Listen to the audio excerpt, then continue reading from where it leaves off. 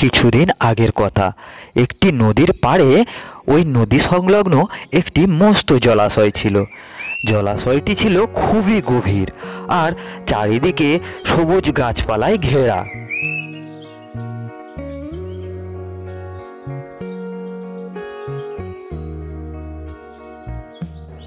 জলাশয়টি খুবই গভীর হওয়ায় মাছেদের প্রিয় খাবার শ্যাওলা গাছপালা প্রচুর ছিল। তাই মাছেরা সেখানে দিব্যি আনন্দের সাথে বসবাস করত। তাই ওই জলাশয়ে নদী থেকে অনেক মাছ এসে বসবাস করত। জলাশয়টি যেহেতু বড় বড় সবুজ গাছপালায় ঘেরা ছিল, তাই সহজে জলাশয়টিকে বাইরে থেকে দেখা যেত না।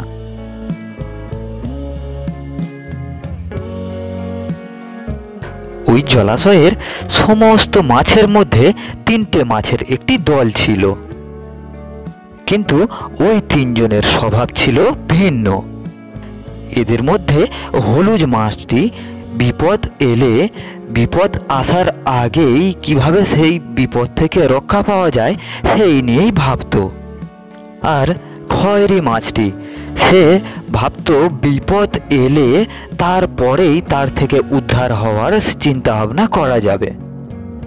আর নীল মাছটি ভাবত বিপদ এলে বিপদ থেকে বাঁচার কোনো মানেই হয় না, কপালে যা আছে তা দেখা যাবে, ভাগ্যে যা লেখা আছে তাই হবে। এমনই একদিন বিকেলবেলা জেলেরা মাছ ধরে বাড়ির দিকে ফিরছিল। তখন তারা দেখল কয়েকটি পাখির মুখে মাছ রয়েছে। তাদের প্রত্যেকেরই মুখে মাছ রয়েছে। এদিকে জেলেগুলো সেদিন ঠিকমতো মাছ না পাওয়ায় তাদের মন মেজাজ খুব খারাপ ছিল।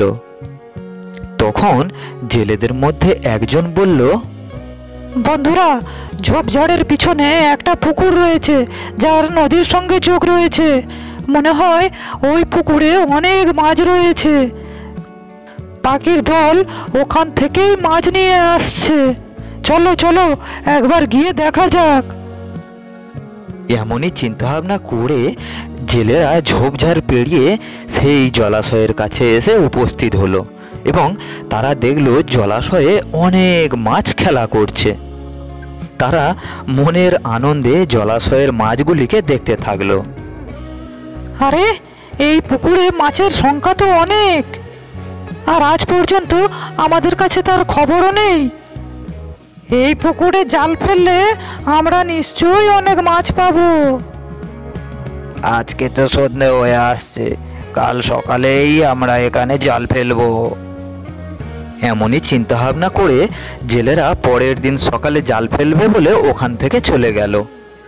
জলাশয়ের ওই তিনটে মাছই জেলেদের কথা শুনে ফেলেছিল। বন্ধুরা, তোমরা জেলেদের কথা শুনলে? আমাদের এখানে থাকা আর নিরাপদ নয়।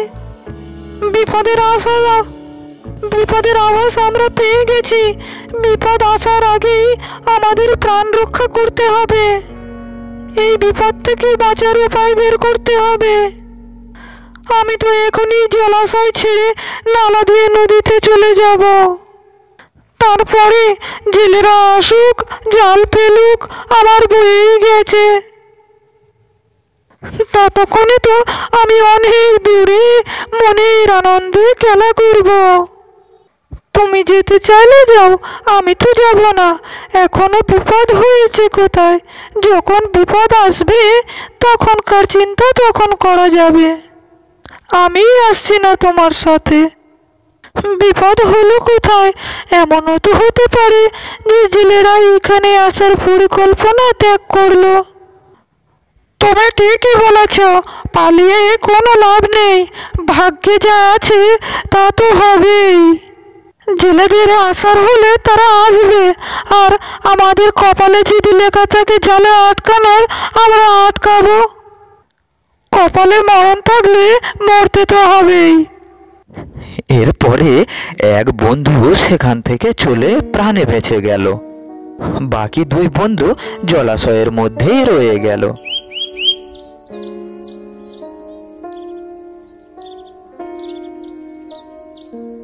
সকাল হতেই জেলেরা জাল নিয়ে জলাশয়ের কাছে উপস্থিত হলো। তারা জাল ফেলে জলাশয় থেকে মাছ ধরতে আরম্ভ করলো। তখন এক বন্ধু দেখলো যে বিপদ এসে গেছে। এই বিপদ থেকে কিভাবে বাঁচা যায় এমনই ভাবতে ভাবতে তার মাথায় হঠাৎ একটা বুদ্ধি এলো। তখন ওর মনে পড়লো যে জলাশয়ে অনেক দিন ধরেই একটি মৃত পানি পড়ছে আর তার থেকে বেশ দুর্গন্ধ ছড়াচ্ছে। ওই মৃত প্রাণীটি তার প্রাণ বাঁচাতে পারবে। তখন ওই বন্ধুটি তাড়াতাড়ি করে সেই মৃত প্রাণীর শরীরের মধ্যে ঢুকে গেল। কিছুক্ষণের মধ্যে জেলেদের জালে তারা সবাই ধরা পড়ল। জেলেরা জাল টেনে সমস্ত মাছগুলিকে পাড়ে তুলল।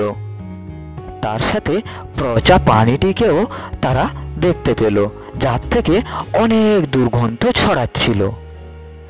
ইস, এই পচা গলা দেহটি থেকে অনেক দুর্গন্ধ বেরোচ্ছে, একে তাড়াতাড়ি জলে ফেলে দাও। জেলেরা তাড়াতাড়ি পচা গলা প্রাণীর দেহটাকে জলের মধ্যে ফেলে দিল।